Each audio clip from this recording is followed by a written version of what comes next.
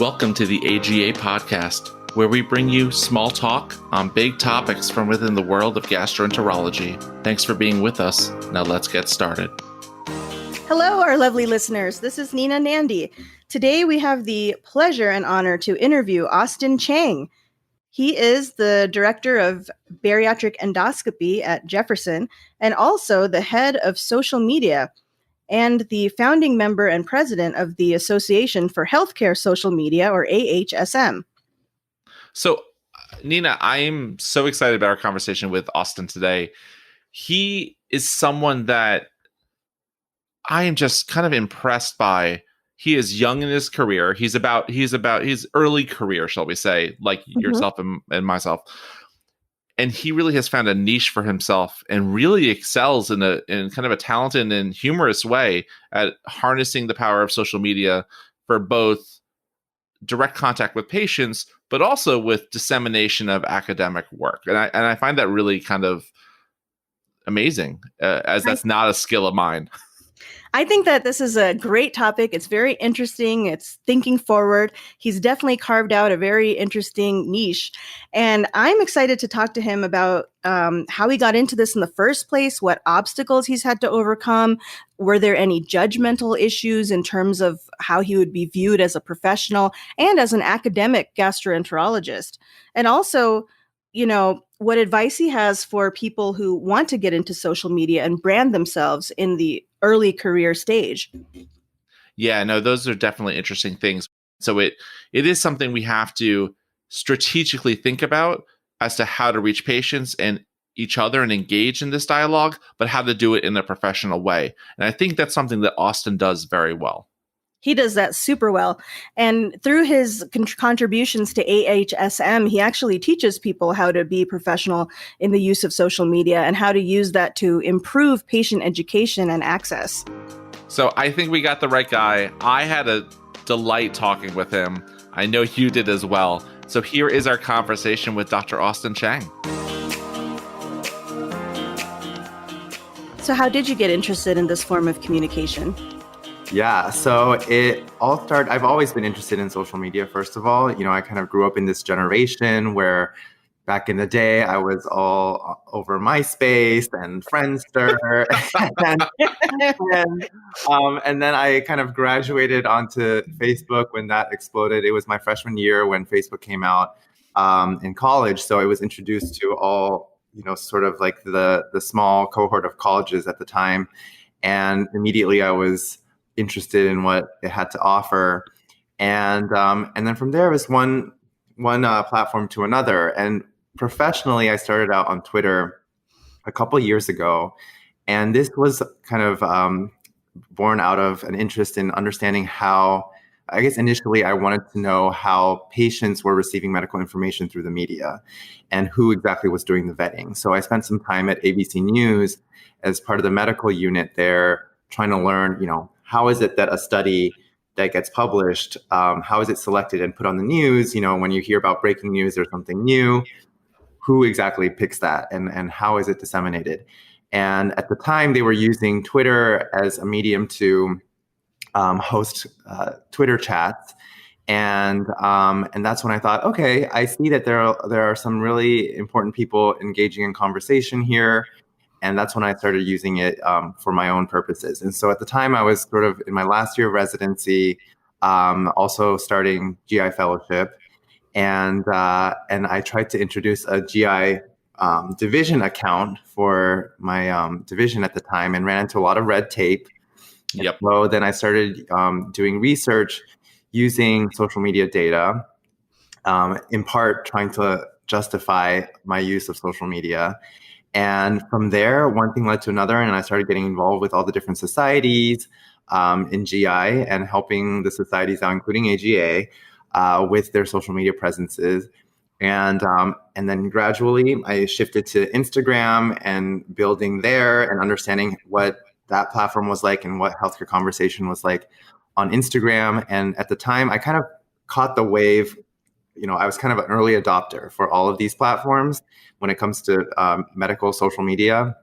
So it was just after, fashion and fitness influencers sort of hit the scene. And we started noticing that there was a movement for like healthcare influencers, as much as I'm not a huge fan of that word, influencer. Now, just out of curiosity, and this question may be like choosing your favorite child, but do you have a preferred medium of all of the different platforms? Yeah, I mean, I think that sometimes it's kind of what's the favorite flavor of the moment, but I would say right now it's TikTok, just like probably a lot of other people in the world. And the reason behind that is because the way the platform works, it pushes content out to the general public. So as long as it's engaging and interesting, there's potential for your content to reach people who otherwise wouldn't see it. Whereas for other platforms, it's really based on who's following you and who's associated to those accounts that are following you. And so it's much more niche and a little bit more, more siloed, which in some ways is a good thing if we look at what Twitter has evolved into. But I think, my part of my purpose is really trying to get information out to the general public, and that's why I like it. So I think you've alluded to two things. There's number one, which is direct access to patients and providing information. And then there's a second component of the social media area, which is dissemination of scholarship and academic work. So the first one is, I think, what you're talking about now, which is talking directly to patients. So when you're using TikTok, YouTube, any of those platforms, who are you hoping that your viewers are? Who are you hoping the target audience is? My target audience from the get-go has always been the general public. I think that over the years, though, I've noticed that, actually, there's a lot of people who are interested in my content who are colleagues and other health professionals. And for that reason, I've catered sort of to others in that way. But at the end of the day, my main motivation is, I've always noticed this disconnect.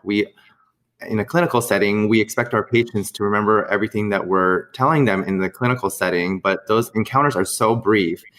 And when they go home, they're bombarded with all this information coming through mainstream media, social media, and then we get upset when, treatment plans aren't followed through, or there's confusion and, general lack of health literacy.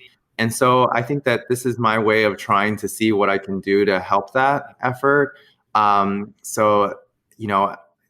think that I would say my main, target audience would be members of the public. And I was wondering what sort of obstacles you've encountered in pursuing this relatively newer field of gastroenterology and social media, either obstacles from patients or other colleagues or in terms of professionalism, and how you overcame that. Oh my gosh, so many barriers.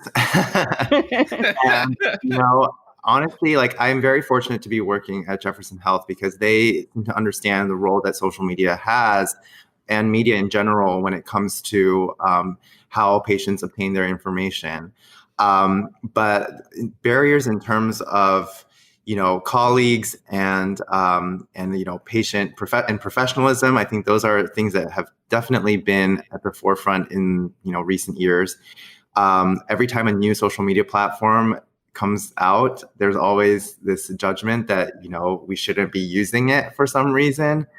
And yeah, I think that part of what I also enjoy about TikTok, which a lot of people associate with humor and dancing and, questionable professionalism, is that I think we also have a responsibility to, showcase, if we want to showcase our personalities, to do so and to make ourselves a little more relatable. I think patients are often afraid to come to the hospital to seek care. They see us as distant and robotic. And part of my goal is to show that, we're human beings too. We share the same interests and struggles. And a lot of patients or a lot of the followers and people who come across my content will say that, this is actually really helping me be less scared to go see the doctor. But yeah, I think that we have to be very careful about how we're, utilizing, presenting that sort of information in a humorous way, because there is a fine line that can be easily crossed. I also think that, we have to be very careful when we're educating not to reveal any patient identifiers. And, that's been an issue over the years as well. And then, once you build a following, you kind of open yourself up to a lot of criticism and scrutiny. And I've noticed that as well. There's people who will be displeased with what you're putting out there, colleagues and members of the public alike. There's always something that people can pick on. Austin, I'm wondering if you could dive into the professional component of that. What is, when there is, let's say, criticism from your colleagues or colleagues in GI, what does it focus on? Is it just that you're on these apps? Is it just that the information seems soft? What is it that they're criticizing? I mean, I think in this day and age, there's always something that people can be sensitive about or interpret in a certain way that that can be, that people may perceive as, unprofessional or something like that. Especially in recent months when we're talking about like a lot of politically charged issues, I think that people will naturally have opinions and opinions that may differ from mine, Fair enough. I mean, I will be honest. I have seen, even on things like doximity, as we've all done more telehealth and everything else, if you look below it, people are physicians and providers are having arguments on doximity, which I can't believe someone wants to engage with anything on doximity other than using the platform. Even on LinkedIn, I've seen this. Yeah, it happens everywhere. And I think that, I've learned over the years, like, I'm very non-confrontational, especially like on social media, because some of this discourse can come back to hurt you.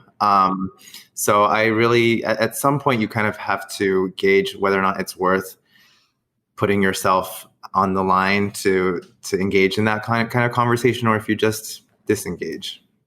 Okay. So bringing it back to the dissemination to the patients, but I'm assuming the vast majority of the public responds positively to information being accessible to them.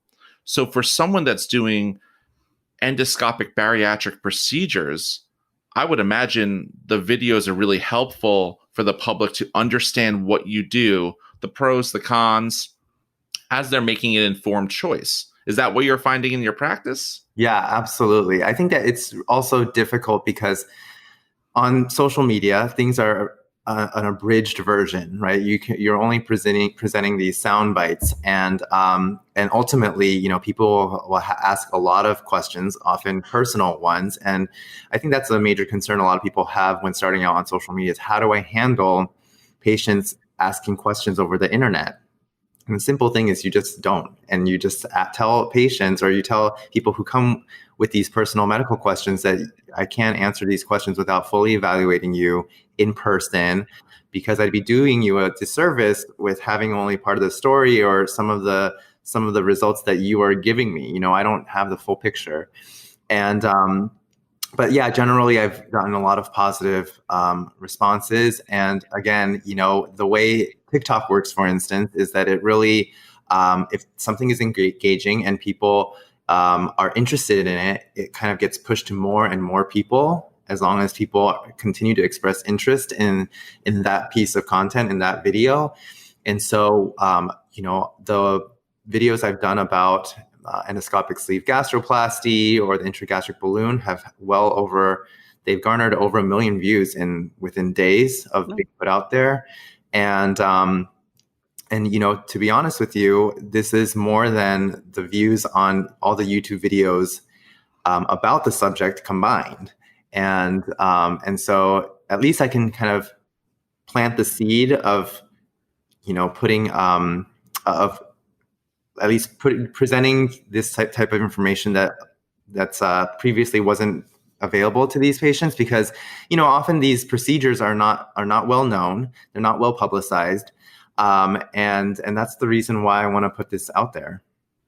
So have you had patients actually come in and say, I'm interested in this endoscopic sleeve gastrectomy, and I read about it, or I looked at it on your social media and I watched a video? how do the patients react out of curiosity when they come in and then they are not right for the procedure? Are they more disappointed, or is it just part of the natural conversation we have as physicians with our patients, providing the options and figuring out what's best for them? Yeah, I think it's a matter of setting up expectations, and before they come in, putting the understanding out there that we need to evaluate you before determining whether or not it's right for you, and so patients, I think that they understand that's the reason why they have to see me first. Great. So I think that's one very large area of social media and GI and in medicine. The other area that I find very fascinating is the dissemination of scholarship and academia and papers and whatnot. So could you talk a little bit about how social media is a tool to share new medical knowledge? Because I think that's something that not everyone grasps and is super important for the AGA community that is more academic, not just in clinical practice.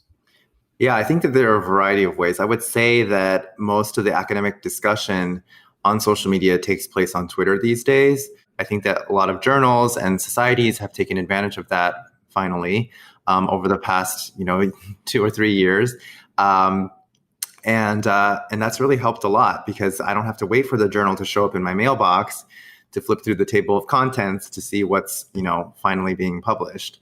And when there are major updates, especially I think the pandemic has certainly highlighted this, when there are major updates with COVID, we get them right away through social media. Certain colleagues online who have regular tweetorials, they kind of present the information in a way that's kind of broken down, kind of sometimes in regularly scheduled intervals, so that you can stay tuned. If the author is on social media, you can have a discussion easily about their publication.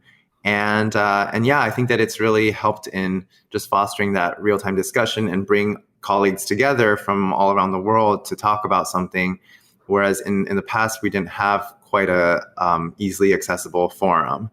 And likewise, for future endeavors, I think that a lot of our colleagues have been able to find each other and network and collaborate as a result. Absolutely. I think just building off of that, Austin, I think one of the beautiful things that social media does is it allows me to support and promote your people doing excellent work that may not get that voice. Yes, absolutely. Could you speak about some of the benefits to using social media, what they are for those who are hoping to disseminate their work? I know that you've actually published on this topic as well. Yeah. In terms of disseminating work specifically, I think that we've had several studies look at whether or not there's a potential impact of publicizing on social media with the number of citations or the impact, I guess, of those articles through other metrics. And it seems like there's an association. We obviously have, it's difficult to infer causation from these studies, but if anything, having more eyes on the paper and having a discussion around it could potentially have people cite your paper more often and look into, related areas. The timeliness of social media really helps with getting certain information out there, especially if it's relevant to whatever's happening at the moment. So I think that that's really helped. We've also done a study on association between social media presence and institutional social media presence and U.S. News and World Report ranking, which I think is also helpful. And yeah, I think that those are it's really an easy way of getting more eyes on your work, and it's cost effective too because it's free. These platforms are free to use.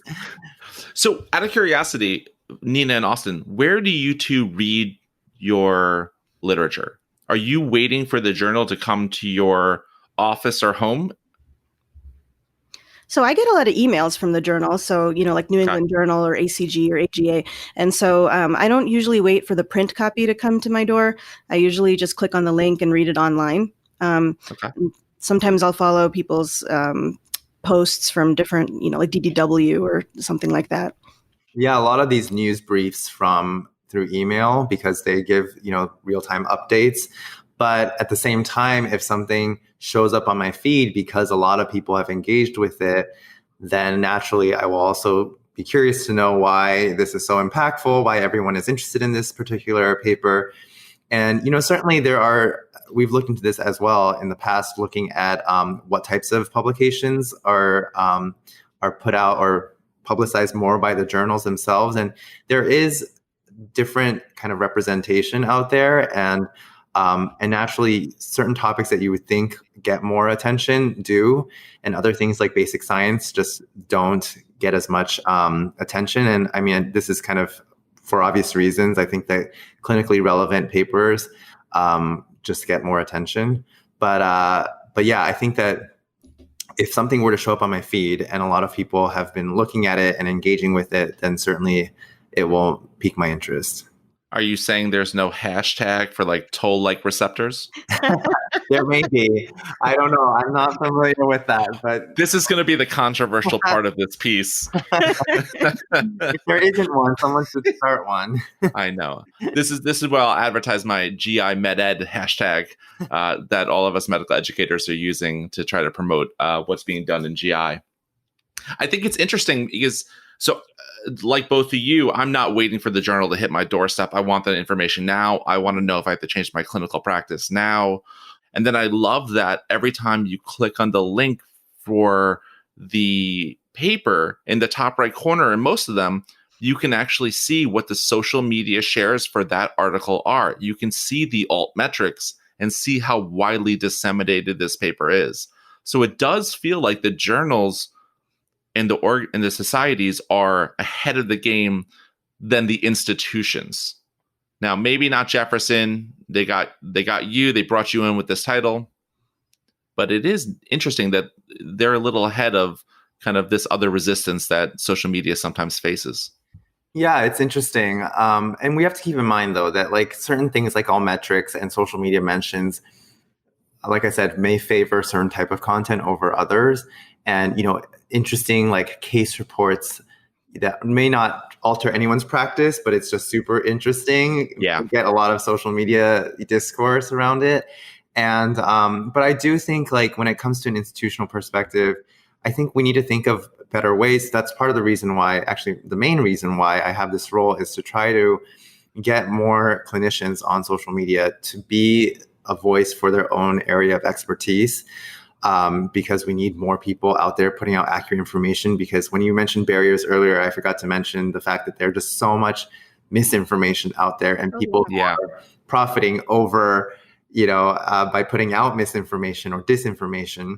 I've noticed that you've done a lot of work with the healthcare misinformation, and that's one of your platforms to try to educate the public on, what is evidence-based, because there sure is a lot, especially now. Yeah. And, that's the role that I have at my institution. Also, with creating this nonprofit professional society, the Association for Healthcare Social Media, that's really the main reason is that many of us who, I think Twitter at this point for a lot of academicians is pretty self-explanatory. It's easier as well because it's all, mostly text-based. But for other platforms, there's a lot more nuance to it. And it's taken a lot of practice to get there. And so our goal is to help others, other health professionals, be able to do so and engage effectively and create an audience. So I think that brings us to the next topic we wanted to address with you, Austin, which is, so Nina and myself, let's say we're social media intermediates, Nina. We won't say beginners, we'll say correct. Intermediates. I have a pretty good Instagram for my cats. Yeah, but I think that's just Mick Fluffy's game. I don't think that's your game. So, Austin, let's say you have someone at the start of their career or someone that's even in the middle of their career and they're getting ready to start branding themselves, or just they want to know what to do to have a positive impact in social media, or have a useful social media presence, Mhm. what would you say they should be doing? I think the first step is to understand, to identify what your purpose is on social media. Are you there to be an educator? Are you there? Who is your target audience? Are you trying to reach the general public or your colleagues? Are you there to network? Like, what is it exactly that you want to achieve? And depending on that, there are certain platforms that may be more appropriate than others. Some people don't want to even be on social media. And I think that for those people, even just lurking on social media and just reading without actively contributing can be helpful as well, can really help, just keep you up to date with what's going on out there.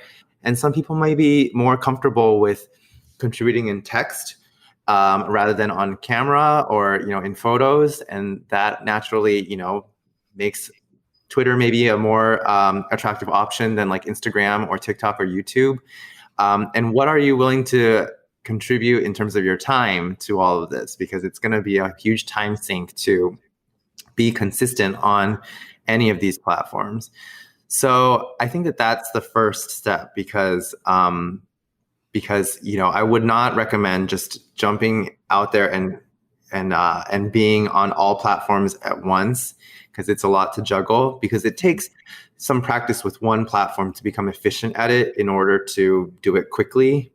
And so that's where I would start. And I would even think about just taking a back seat, seeing what's going on those platforms, and seeing who's doing it the way that you like and emulate, and even reach out to some of these people and say, I really admire your content. Like, can you, help me through the process with how you do this?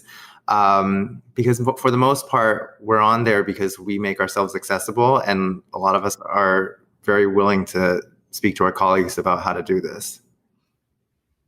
So along those lines, who do you look at and who do you think does social media well in medicine or in GI in general? And yeah, it depends on the platform. Again, I think that we all have our strengths.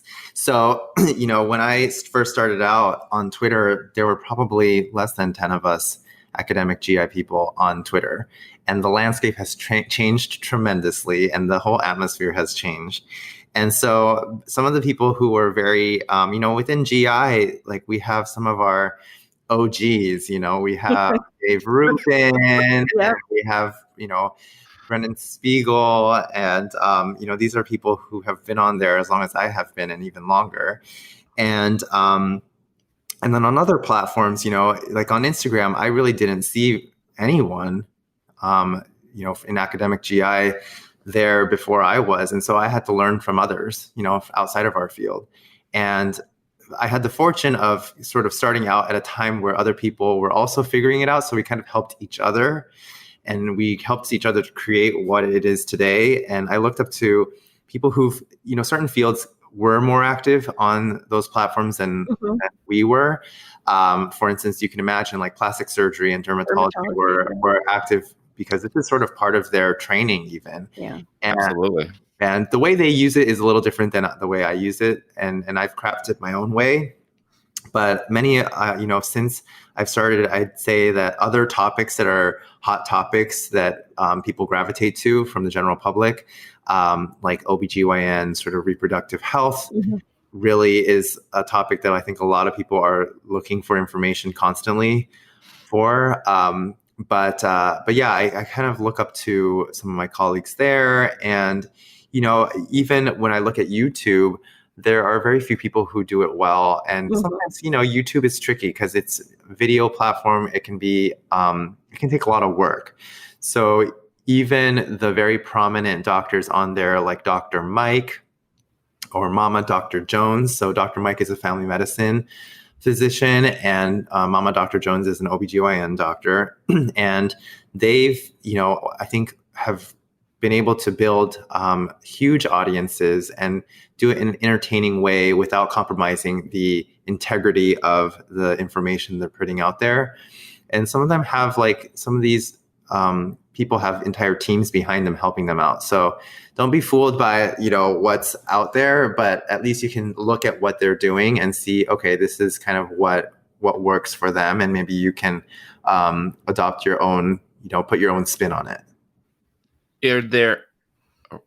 Are there celebrities or influencers that you look to and say they have social media game?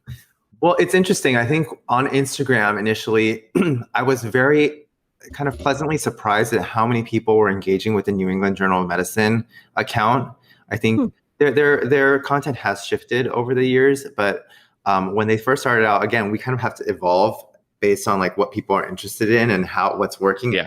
But celebrity wise, I think that it's interesting on certain platforms like TikTok. I think there was a lot of resistance from celebrities initially to get on the platform, but I've seen how it's really helped certain celebrities expand their own careers, and this definitely is not necessarily what we should be doing as medical professionals, but I'm just impressed at how like someone like Jason Derulo, who wasn't really active or like, I think, had sort of had their peak in their career, have been able to ride like an entire like new wave, and they've become like such a huge presence on TikTok. When I think when I look at the Kardashians of the world, I think a lot of people think, oh, this is superficial and this is not, this is kind of meaningless. But very early on for me, I thought that, they've been able to engage, an audience of, over 100 million people. Like that takes work, and there's something behind that there. And so I think that to me, that they've really been able to captivate an audience, and there's something there that we could use in medicine, because clearly we're not doing a good enough job at trying to reach that big of an audience.